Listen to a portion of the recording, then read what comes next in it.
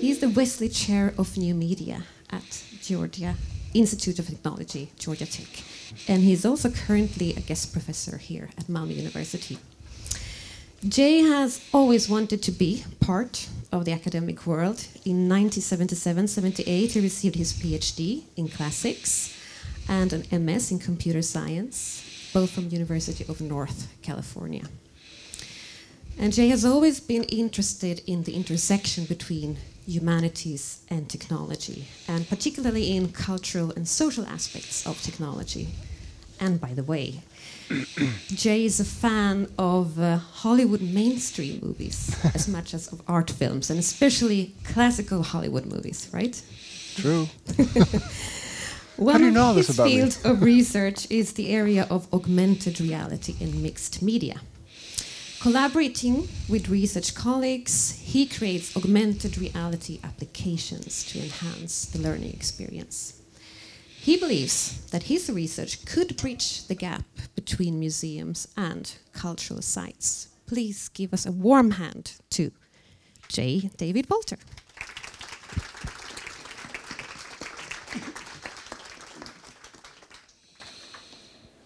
Thank you. I'm very grateful to be here today, have the opportunity to speak with you and to let you into my head briefly. Och jag tyckte att jag skulle börja med lite svenska. Ni undrar kanske varför jag valde den här musiken. Anledningen är att mitt ämne idag är framtiden. AR och VR är framtidstekniker, även om framtiden ser annorlunda ut nu än för 60 år sedan när den här musiken komponerades. Jag började arbeta med dessa tekniker 1995 vid the Georgia Institute of Technology, mitt universitet i USA. Och jag kom till Sverige för första gången 1997. Till Kalmar, om mitt minne känner mig rätt. Det var innan bron var klar. Min andra resa var 2001 över bron till Karlskrona. Under det första decenniet av 2000-talet reste jag ofta till Karlskrona när det fanns ett program i digitala medier och kultur vid Blekinge Tekniska högskola. Och där träffade jag för första gången Maria Engberg, som nu är enhetschef i medieteknik här i Malmö. Vi har samarbetat sedan dess. Jag började också komma till Malmö under det decenniet på inbjudan av Bo Reimer och Medea. Det var länge innan Niagara byggdes. Nu har vi bron och Niagara och Malmö har blivit universitet. Och jag har äran att vara gästprofessor här i 2 fakulteter, teknik och samhälle och kultur och samhälle. Jag samarbetar nu med Bo Reimer, Maria Hellström Reimer, Sara Björstopp, Susan Kozel, Andreas Jakobsson och många andra för att stärka samarbetet mellan Malmö och Georgia Tech i utbildning och forskning. Och jag fortsätter att arbeta med Maria Engberg och andra kollegor i området digitala medier, framför allt AR och VR. And that's all my painful Swedish that I'll inflict on you today. The rest will be in English, thank goodness, to explain to you what I do as a professor, both here and at Georgia Tech, and why collaborating with colleagues here has been so fruitful. So I'm going to start with 3 questions. What is virtual reality? What is augmented reality? And what's the difference between the two? Virtual reality is a technology for immersing the user in a virtual environment, visually, but also in some cases in terms of audio. The user wears a headset that covers her field of view completely, as you see in this slide. And the headset typically has two eyepieces that show two views that are sometimes stereoscopic, but always give you a sense of 3 dimensions. And when the user turns her head, she can see all around her in 360 degrees. So virtual reality takes away the physical world that we live in and creates a completely new visual world for you. Augmented reality is different. As the name suggests, it augments your view of the physical world, of the visual world that you are in. It places computer graphics in the space around that world and gives you an opportunity, in many cases, to interact with those graphics. Here you see an example of Microsoft's HoloLens. The user's wearing a headset, but he can still see the room around him. And this is the crucial difference between augmented reality and virtual reality. One completely replaces the world we live in, the other one augments it. And that distinction leads to a variety of different uses. Now there's also mobile technology to consider. Mobile augmented reality, instead of using a headset, involves simply using the smartphone that you have with you. And it is because of the mobile technology, mobile development of AR, that AR has become a consumer-level technology, precisely because there are millions and millions and millions of smartphones available, millions of platforms that people can use.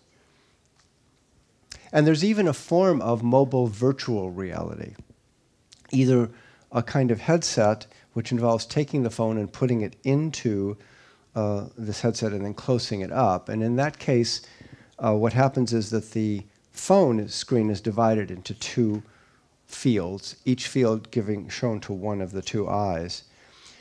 Or you can even use create a kind of virtual reality that simply involves holding up your phone as a whole and panning around, seeing a 3-dimensional environment around you, as we'll see. Now, both augmented and virtual reality began as laboratory technologies, and they existed in the laboratory for decades. This image shows you what is generally regarded to be the first example of both augmented reality and virtual reality, the so-called Sword of Damocles that was created by Ivan Sutherland at the University of Utah at the very end of the 1960s and into the 1970s. It involved a technology that was heavy, uncomfortable, and by our standards very primitive, but Ivan Sutherland already saw the idea of virtual reality in that early vision that he put together. And in fact, in the decades that followed, there was kind of a lull in the 1970s, but in the 1980s, virtual reality developed more quickly than augmented reality. So that in the 1980s and into the 1990s, there actually were laboratories experimenting with virtual technology, and to some extent, there was some deployment or sales of virtual reality systems. They were very expensive, and they were only sold to, therefore only bought by military and other organizations for experimental purposes. This slide shows you the VR system by Yaron Lanier called the VPL, or from the VPL laboratories. Now, both virtual and augmented reality have become ripe for a takeoff because of technologies that have developed since 2010.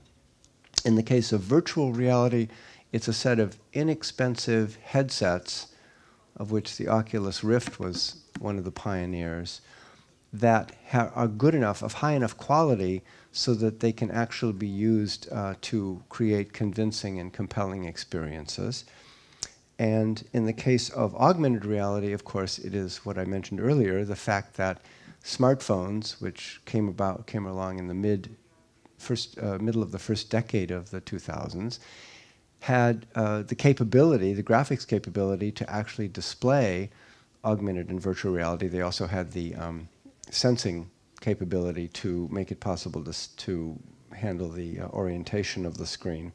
So those two developments technologically have led to a burgeoning of applications for virtual and augmented reality. What are those applications? Well, for virtual reality, it was first and foremost games. Games are probably the most immediately successful application area for the obvious reason that you have a large potential audience of gamers for whom the technological innovation is the appeal. So gamers love the idea of putting on a headset and immersing themselves in a virtual world. Their games that they played on their screens were, at least in the case of the first-person shooters and the role-playing games, they were immersive. They strove to be immersive anyway. Even on the screen, they were three-dimensional graphics, and the idea was you walk through a world. So gamers were an obvious audience for this technological development that allowed them to realize their dream of entering into a virtual world. There have also been some interesting applications, or there are coming to be interesting applications in what we'll call personal expression, creativity, and play, like this example called Tilt Brush from Google and the HTC Vive. If the sound is up, let's turn it.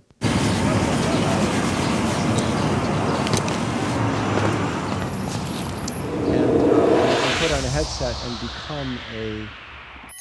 enter into a virtual world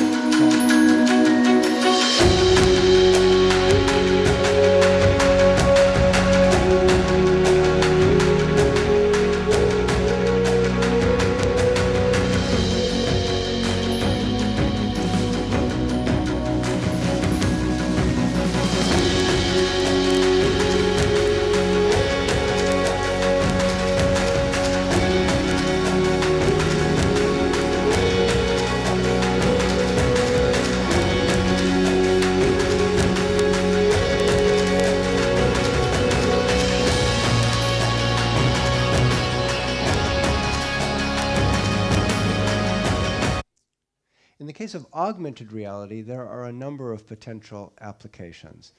Commercial applications, including obvious ones like being able to envision what the furniture that you see in the store would look like before you bring it home.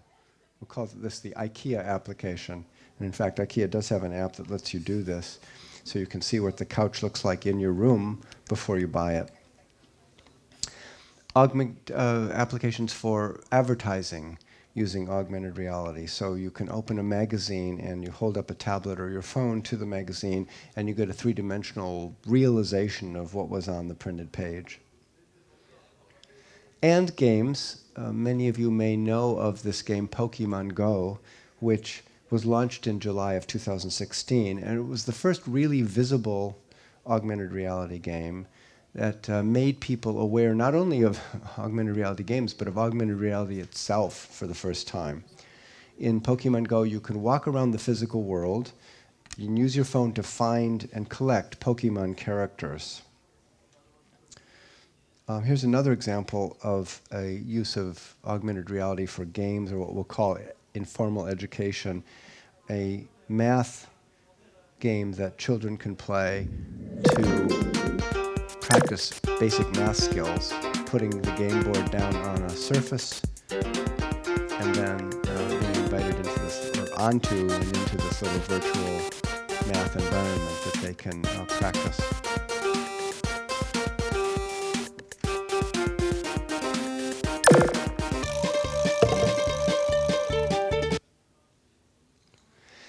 Now, I've emphasized the difference between augmented and virtual reality, and now I'm going to contradict myself and say that consumers don't care. For many applications, especially on the phones, which is the platform for both augmented and virtual reality, AR and VR have merged. That is to say, one often creates applications that use elements of augmented reality to enhance our view of the physical world around us, and then perhaps has a virtual reality component as well. As you can see in this example, in which the user puts an AR portal down in the street and then is able to enter into the room that's behind the threshold and look around it in a kind of, as I said, smartphone virtual reality. this video, I wonder what, she's standing in the middle of the street, but it seems to be okay. And that combination of augmented and virtual reality, together with mixed reality, which is a catch-all term for all kinds of combinations of augmentation and virtuality, that's the spirit in which I and my colleagues here at Malmö and at Georgia Tech have been using these technologies. We've been experimenting fundamentally with augmented reality, but as the two technologies merge, we've worked with virtual reality as well as multimedia itself on the phones. Now, augmented and virtual reality are futuristic technologies. So it may seem strange, but as Carolina suggested at the beginning in her remarks introducing me, we found it particularly interesting to use AR and VR for envisioning and revisiting the past for cultural heritage. And so I'm going to show you 3 applications of AR and VR for cultural heritage. The first one is one that was actually developed here at Malmö by Maria Engberg and Per Linde, an exhibit in the Malmö Museum that was a multimedia experience that was triggered by augmented reality. It was also a physical installation in the museum. The posters that you see on the walls here, each one of these individual buildings can serve as an image that the phone could recognize. So the user would use a phone, the visitor would use a phone and walk around and use the images as triggers to release information, multimedia information on the phone, images, videos, audio narratives, telling stories about the history of Malmö in the first decades of the 20th century. Combining, this interesting application combined fictional stories with real events to examine the lives of workers and the working class in Malmö at this time. So in that same vein, another example of using augmented reality to review and revisit history was made by my colleagues at Georgia Tech. This is a mobile phone application that we are using, or we have used, to facilitate a visit to Auburn Avenue. Now, Auburn Avenue was the historic center of African American culture in Atlanta in the period from 1900 to 1950. As you may know, as a result of Jim Crow in many American cities, African Americans were only allowed to live in certain areas of the city, and that was certainly true in Atlanta. They were basically forced to live in the Fourth Ward, so-called. And that developed into a vibrant cultural community with commercial activity as well as the arts, fostered, frankly, through the close quarters in which African Americans were forced to live. But that vibrant culture, to some extent, dissipated in the 1960s. The happy side of that story is the reason that it dissipated is that desegregation occurred, so that the black community was allowed to spread out from Auburn Avenue and move to other parts of the city. But the downside is that they lost the cultural center that Auburn Avenue was, and Auburn Avenue fell on hard times. So the goal of this application was to allow a visitor today to get knowledge about, get more understanding of the culture, the buildings, the physical fabric of that exciting place in its heyday. So this is an application that can be used on the computer or while visiting Auburn Avenue. It's an interactive map that you would use on the phone or, as I said, on the screen. And you could go down the avenue looking at the various buildings and getting information about each one. But in addition to that, we created an interactive panorama of one building, of the view from one building of Auburn Avenue. And the idea here was that, in this case, virtual reality could be used to restore some of the buildings that had been lost in the period from 1950 to the present, so that while you were on the street today, you would have an opportunity to see something of what the place looked like in in its earlier period. And to do that, we found historic photographs that we were able to cut into the panorama. So I'm going to show you a little video that illustrates what I mean. So you have this interactive map here, and you select a building, in this case the Oddfellows building. And when you click on the historic panorama, you get a view of the current street. So you can imagine if you're using this on Auburn Avenue, you would see what you actually saw around you, the avenue as it looks today. But as I said, a number of buildings have either become dilapidated or actually been destroyed. And one of them was the home of the most important insurance company owned by African Americans in not only Atlanta, but I think in the United States at this time.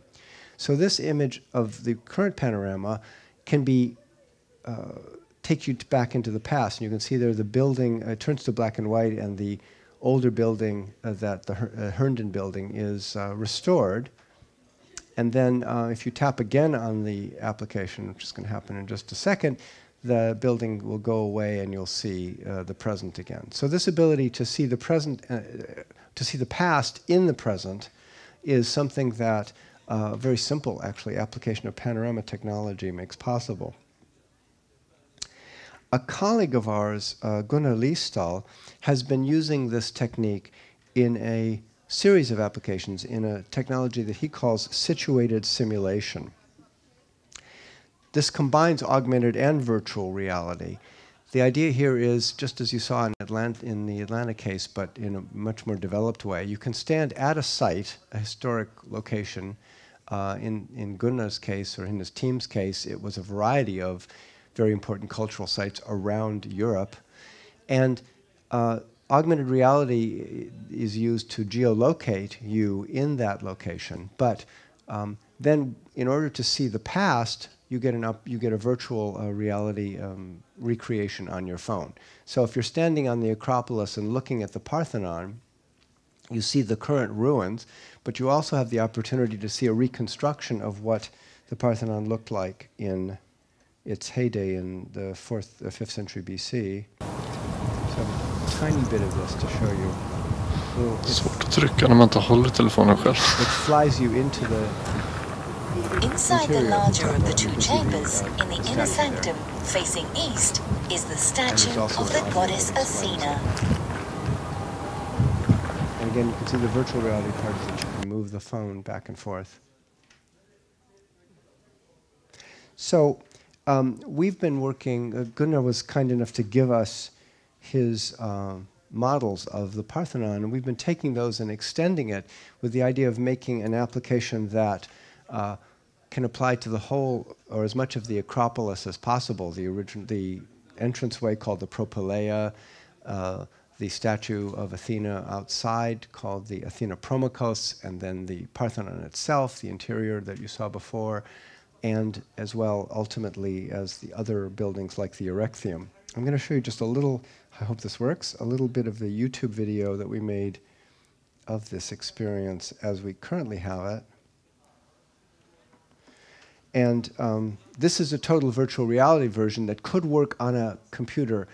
As Carolina suggested, one of the opportunities in terms of cultural heritage that digital technology gives you is the advantage to create experiences that can be had off-site as well as on-site. And you can use the off-site experience, that is to say the experience you get on your computer at home, as an inducement to come to the site. People don't really need an inducement to come to the Acropolis, but in principle.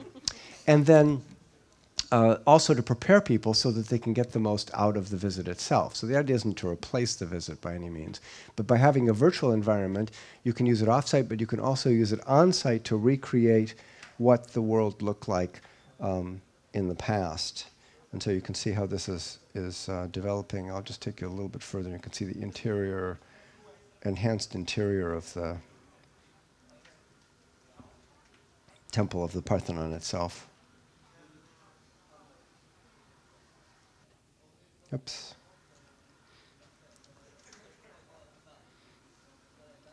In some cases, one of the advantages of the virtual experience is that you can take visitors where they can't physically go. So for example, you can't go into the interior of the ruin of the Parthenon now, but you can virtually be taken inside through a VR experience.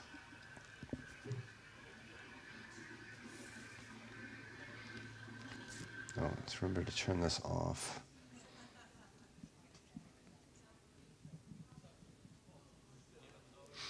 So let me just briefly mention one more collaboration that's going on right now between myself and a colleague at Georgia Tech and my colleague here, Maria Engberg.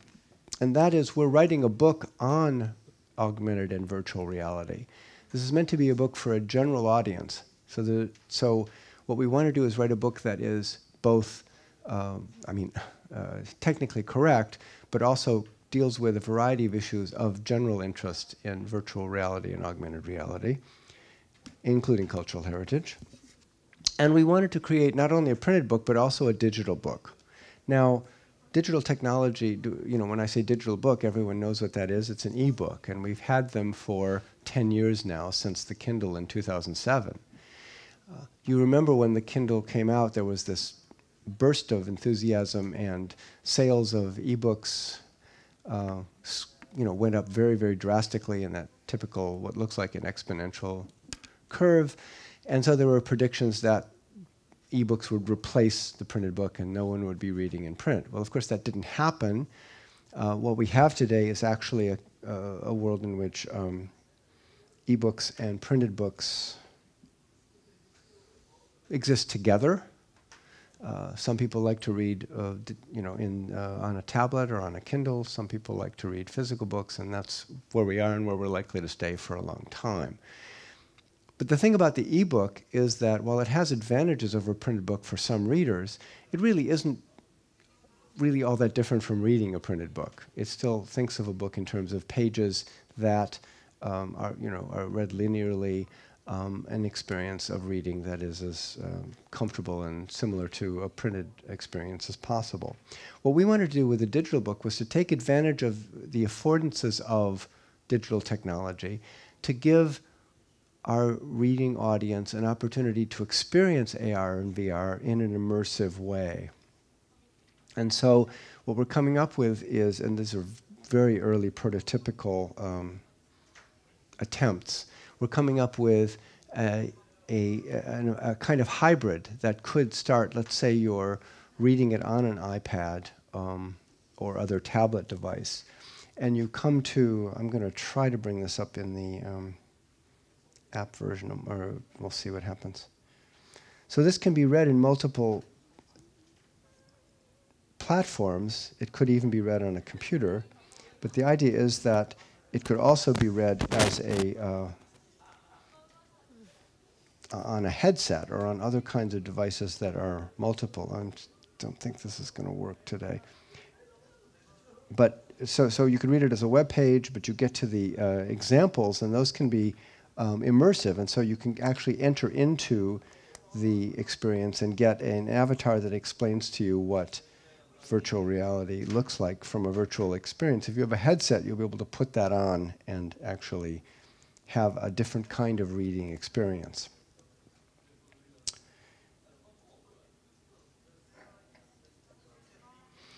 So I want to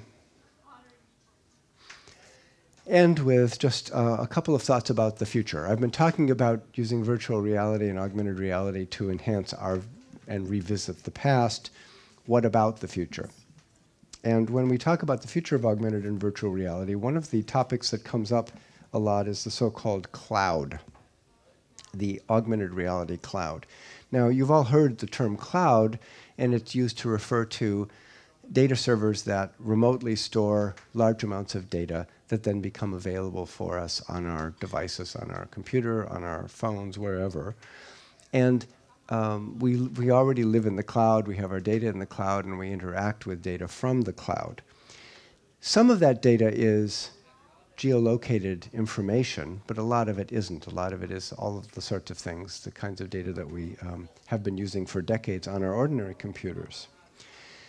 The idea of the AR cloud is that as augmented reality grows in importance, there will be more and more interest in and use of geolocation of data. That is to say, data that is associated with and located in the places that it is associated with. So that in the future, one can imagine an environment in which if you're on your smartphone, you'll be able to hold it up and look around and see what all geolocated information there is around you.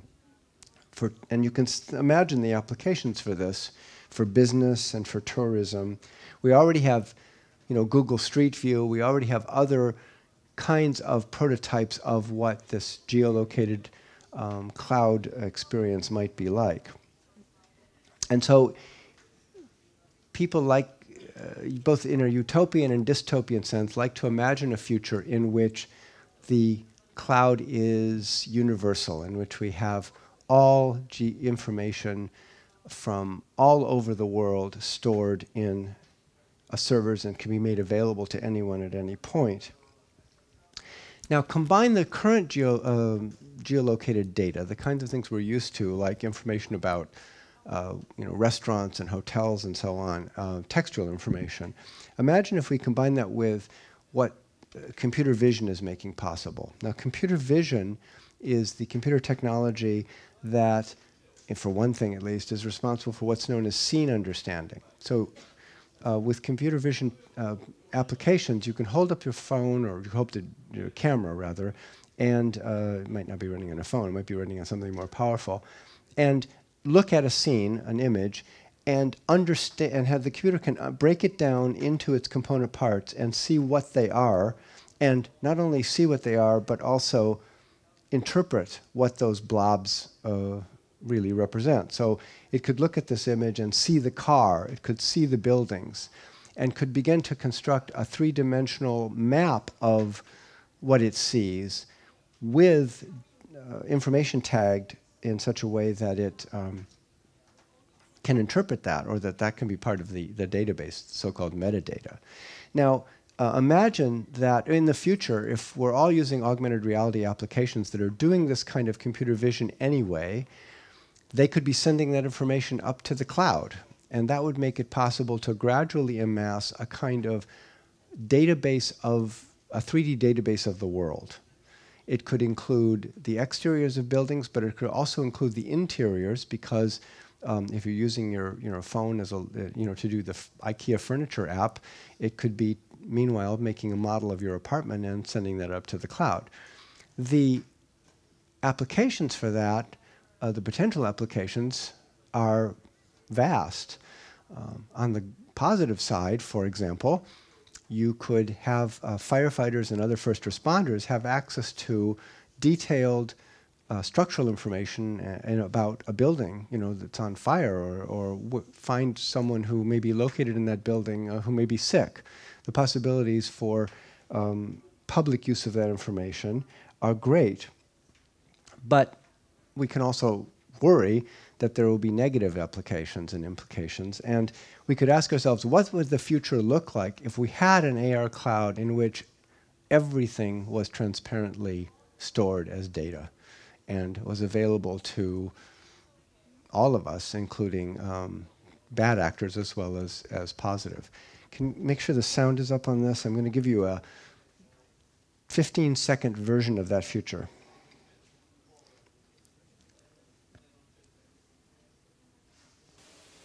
Morbius.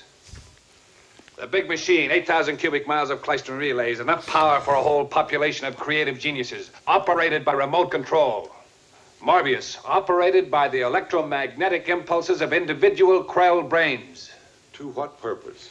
In return, that ultimate machine would instantaneously project solid matter to any point on the planet, in any shape or color they might imagine, for any purpose, Morbius. So that's the future that we fortunately aren't likely to see anytime soon. And in fact, even the AR cloud vision, in which we would have a whole world of data transparently available to all actors, is unlikely. But we could imagine, and could you turn the sound down for this? We could imagine something like this in the not too distant future. ¿Te sientes inspirada? Gracias. Chao. Where our world is so overloaded with ads and data that it becomes almost ¿Quién soy yo? impossible to navigate a simple bus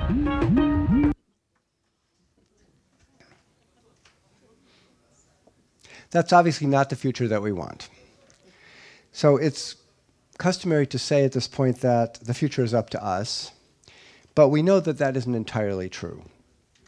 Powerful business and other forces are at work to shape the future as well. But fortunately, one of those forces is universities like Malmö, research initiatives like the Data Society and Medea, and the kinds of applications that we build to show the best possibilities of AR and VR, and also research initiatives that study the dangers of these new technologies. So universities like Malmö will also be important factors in determining the future of augmented reality and other technologies for our society, which is why I'm so pleased to be working with colleagues here. Thank you. Thank you, Jay.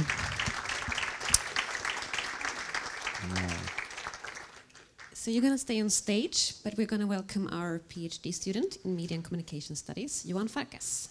Please. We're going to have to take this Thank you so down, right? So, yeah, thank you so much for this this talk on I mean, a very, very topical issue. One thing I was wondering about when you talk about kind of both the potential but also where we are right now, that it seems to me at least that in many ways it has been cultural issues that have been holding back this technology more than the technological capabilities. I mean, I'm thinking of like back in the late 90s, it was already talked about that the new thing would be these immersive VR games, or when Google launched the Google Glass, and everybody was talking about now we will be wearing these glasses, and that didn't really seem to materialize. So I was wondering kind of in this development of AR and VR, how much do you see the fact that we don't already kind of live in this AR world as a technical issue, or how much is it a cultural issue? I think that it's both.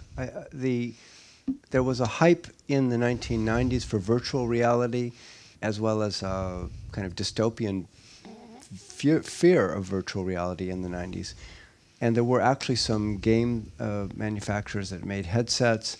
This didn't take off, I think, for cultural reasons, but also for technological reasons. The headsets didn't work very well. They didn't work well enough. There's a threshold line in terms of not only price but quality of a technology that has to happen. In this case, it wasn't there. So it wasn't, as I said, until about 2010 that the augmented reality and virtual reality really had the technological basis to then become, to begin to grow. And they're still in a relatively early stage of growth as consumer technologies. And then I think what I guess everyone also in the audience have heard is, of course, that when talking about VR, it has mainly been talked about, as you also mentioned, in relation to games or in relation to kind of new forms of cinema. But then when Oculus, this rising VR headset, got bought, it was not by a game company, right? It was by Facebook, and I think to many, at least including me, I was kind of surprised that it was not one of the big game companies buying it, but that it would be a social media company. Can you say a bit about kind of what do you know? Kind of what is the idea for Facebook of having that, or what are the potential, which is then not games or cinema? Facebook bought Oculus because Facebook has more money than most of the countries of the world. So Mark Zuckerberg can do anything he wants with his money. The vision of social media in virtual reality rather is one that's the potential is there, and there are already applications that allow you to do joint experiences and actually to do kind of social media experiences in virtual reality. Right now, as we said, it's really, even though it was bought by Facebook, people who are buying Oculus Rift and HTC Vive and the other headsets are typically using them for games. We might see a growth of the social media applications of VR and potentially AR in the future, and I think that's what, I mean, Facebook would like to see happen. Yeah. Yeah, and I really think it kind of it again poses this question of do we even kind of fully understand the potential of this technology, and how much of the potential we're talking about will actually materialize, right? Because it is again about kind of what is the cultural how will culture develop in relation to this? You also, in relation to museums, I guess, if people in the audience, of course, also have a relation to these institutions, there, I guess it's also kind of an open question, right? How much of this do we want? Kind of the fear that it could kind of replace, people will just be walking around at the Acropolis at home and not go visit, right? How do you kind of see that? How much do you see that as kind of a hindrance for the technology to realize its potential? That kind of cultural kind of I don't know how to put it, but kind of that fear of it becoming a replacement or a. I think that the cultural appropriations of these technologies are really the most interesting part. Typically, when technologists make a new platform, they have these extravagant utopian predictions. Not only are the predictions not only do they tend to be too extravagant, but they also tend to be rather unimaginative compared to the ways in which people actually end up using the technology. It's interesting to me if you think back on the technologies that we now take for granted. They weren't necessarily used in the ways that futurologists predicted, for them. Who would have predicted, for example, that in 2018 we would be typing, text messages to each other on our phones. In fact, when SMS started, it was envisioned as basically a one-way system for phone companies to inform the users of technical problems and so on in the phone, and the fact that people found such massively interesting, perhaps potentially not always ideal uses for texting like this, for short messaging, attests to the fact that the people who invent the technology are not always the ones who really can predict how it's going to be used, and the interesting misappropriations, that is to say, interesting misuses of the technology are the things that make media culture vibrant. I don't think that it's very likely that virtual reality will replace museums. Think of the prediction that all of these technologies that we have would replace movie theaters, but people still like to go to the movies. It may change the balance of our use of old media when we have new media, but old media typically or usually find ways to coexist with new media technologies, and I think that will be true with virtual and augmented reality as well. Yeah, I think you're definitely right on that one. I recently talked about this issue of VR and AI with a friend who studies philosophy, and he mentioned something that I hadn't thought about before. That kind of, especially with VR, that it really, our imagination around VR and what we want to do with it when we try it out really tells us something about kind of that humans kind of, on the one hand, dream of escaping their physical bodies, but at the same time prefer, in some sense, simulation over the real thing. So he mentioned that in the actual world right now, we can go up in a flying machine, right, and fly across the world. And then when we take on VR, one of the first things we want to do is to fly around or kind of use a roller coaster. We could do that. We could do that in the real world, right? So it kind of highlights this these ideas around escaping the body on the one hand, but at the same time kind of escaping it within a simulation. And I think, I mean, the question there, I guess, is really how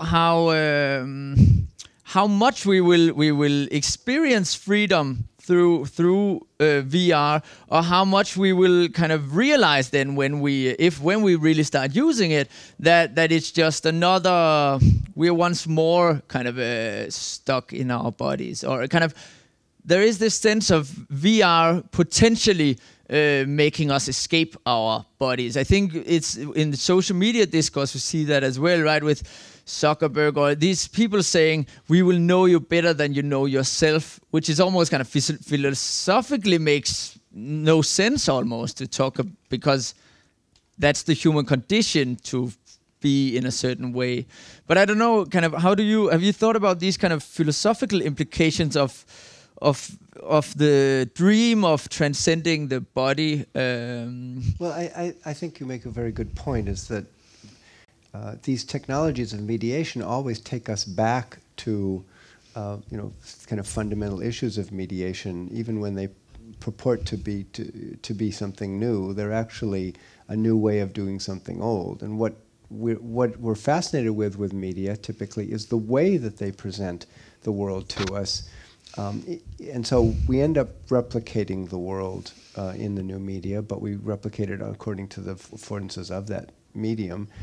That was true. In the case of virtual reality, you could say that's been true since the beginning of virtual reality technology, which, if we take it back from Ivan Sutherland, we could take it back to the exhibit panoramas of the end of the 18th and beginning of the 19th century. So a man named Barker made a great success by creating these panoramic rotundas. You could actually, he put one in Leicester Square in London. People could go in and ascend a staircase to a round platform and see a painted 360-degree view which had much of the feel of being really in 3 dimensions, so they could experience an immersive environment. And it was a great success, and the first exhibit that was so successful was what? It was a view of London. So people in London could go inside the theater and see a view of London, right? Which sounds funny, but then you realize that what was actually exciting about it was the fact that they could see this medium that was a representation of reality, and they had an opportunity to see a new view. It gave them a new sense of what London was by seeing it remediated in this way. Yeah, I think that's a beautiful example. And as you also mentioned, I mean, this has, in a sense, always been the case, right? With with the first film screening by the Lumiere brothers with the train, arrival of the train, right? It kind of had that. It was not the experience of a train arriving that was the new part, right? I mean, that was very familiar. And then only later, perhaps, do we start then realize that we can also do stuff that could not exist in the world here, or there is that kind of balance. And of course, that reminds me of your groundbreaking work on remediation, right? Which is, I guess, has 20 year anniversary, pretty much. But you ended up by talking about kind of the utopian and also dystopian potential of this. And I got to think about this new Chinese social credit system, right? Where citizens of China will now, based on basically all the different data points that the state has on them, they will be rating their citizens, right? And one aspect of that, which is not implemented yet fully, at least, it will be to hook up all the surveillance cameras in China with facial recognition, so that people kind of in real time will be tracked and also will be scored. So, and again, kind of from I think from a Chinese perspective, that would be, from a state perspective, they would say this is utopian because no one will be crossing the red light anymore, no one will be stealing anymore. We will have a utopian society through this. And I guess from Sweden or the US, we see some quite dystopic implications of this. How do you kind of see? Do you see a danger of VR and AR in this, or? And you can imagine. Well, let me put it the other way. It's hard not to imagine that if the Chinese get this technology, they'll use it. They'll just integrate it into their system, so we can have a better sense of where people are all the time. I think the Chinese example illustrates the dangers as well as the, let's say, possible limiting factor for the dangers, which is the Chinese case is people worry. They talk about the fact that the internet is breaking up, and that we might reach a point in the future where there are at least 3 big internets. One is China, which will be walled off, more or less. One is the United States, and one may well be the European internet. The difference there is that the European internet has safeties and protections and privacy and so on that the United States isn't willing to accept. So, take your choice. The advantage is that, well, the disadvantage is the Chinese would be able to implement this cloud technology probably without much opposition. The United States, somewhere in between. Europe would probably be the most secure, the most concerned about privacy and misuse. But that indicates the fact that I don't think the cloud will ever be universal, and probably not even universal at the level of nations, maybe other than China. In the case of Western world, the Western economy, the private sector, and the commercial implications will mean that Google isn't going to want to share its cloud with Facebook, or so there'll be various rivalries going on that will keep it from becoming quite as from Forbidden Planet. By the way, that clip I showed you was from the same movie that the music came from at the beginning of the hour. So we may not have the Krell machine, but we could still have a significant new layer of privacy and security concerns coming out of this locative, this spatially located information, especially if it includes 3D models. Jay and Joanne, I would like to, we're running out of time.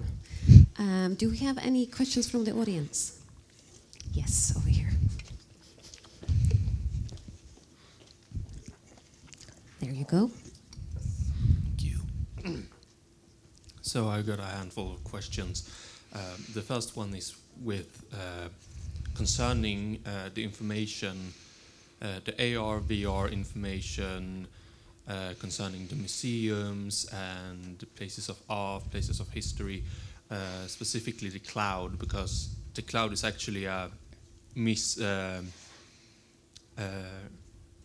not very good name for it, since it's actually stored in servers. It's not actually in the Wi-Fi or whatever. It's stored in servers, and the problem there will be the data storage, because as we have now with analog storage of information, like books that are breaking down, for example, documents that are breaking down, we have a problem with old technological storage devices, discs, for example, CDs, etc., etc. How do you foresee any kind of problems for this information to get lost in the coming future because of the changing in storage? Storage.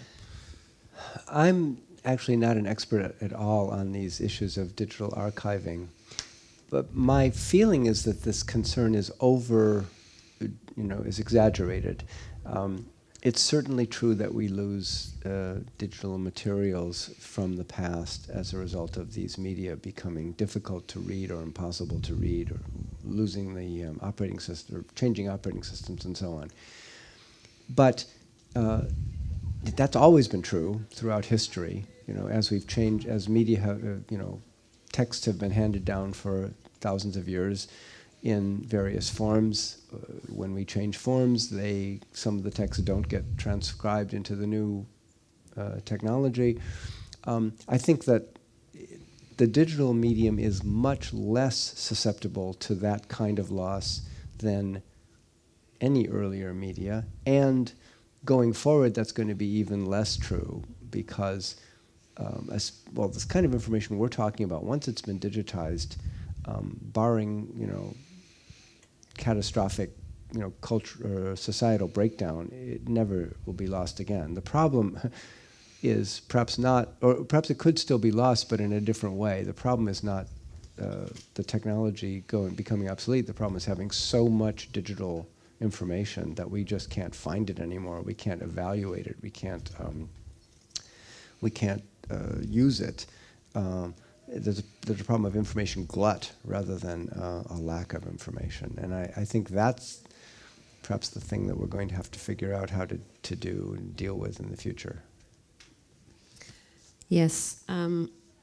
Unfortunately, it's 6 o'clock.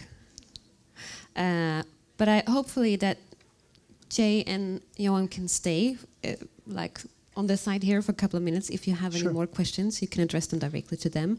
Jag tycker vi ger en varm applåd, a warm hand, to Jay. Johan.